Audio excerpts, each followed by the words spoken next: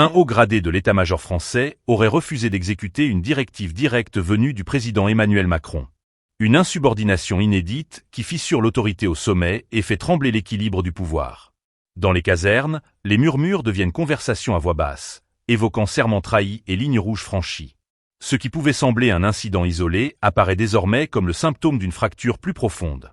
Abonnez-vous et partagez cette vidéo pour suivre l'évolution d'une crise qui pourrait redessiner l'histoire contemporaine. À Paris, dans les bureaux feutrés de l'Élysée comme dans les bases militaires les plus discrètes, un climat d'incertitude domine. Des sources militaires anonymes confirment une défiance croissante au sein des rangs. Des officiers, parfois haut placés, dénoncent des dérives autoritaires et s'interrogent sur la légitimité de certaines décisions stratégiques. Le doute n'est plus cantonné aux marges, il s'installe au cœur même de l'appareil d'État. Cette tension interne inquiète jusque dans les chancelleries étrangères. Des négociations sensibles auraient été suspendues, certains alliés gelant des coopérations stratégiques faute de visibilité sur la chaîne de commandement française. Pour les analystes, il ne s'agit plus seulement d'un épisode interne.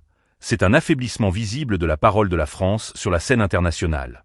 L'exécutif, conscient du danger, aurait convoqué des réunions restreintes de crise, renforcé la surveillance des officiers soupçonnés de dissidence et verrouillé la communication vers la presse.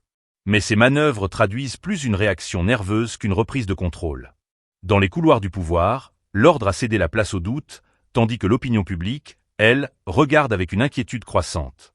L'armée française, longtemps perçue comme pilier de stabilité, semble désormais traversée par une fracture politique. Les généraux à la retraite multiplient les avertissements.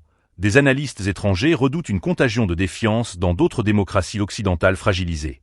Car si l'autorité présidentielle peut être contestée au sein même de l'armée française, quel signal cela envoie-t-il au reste du monde ?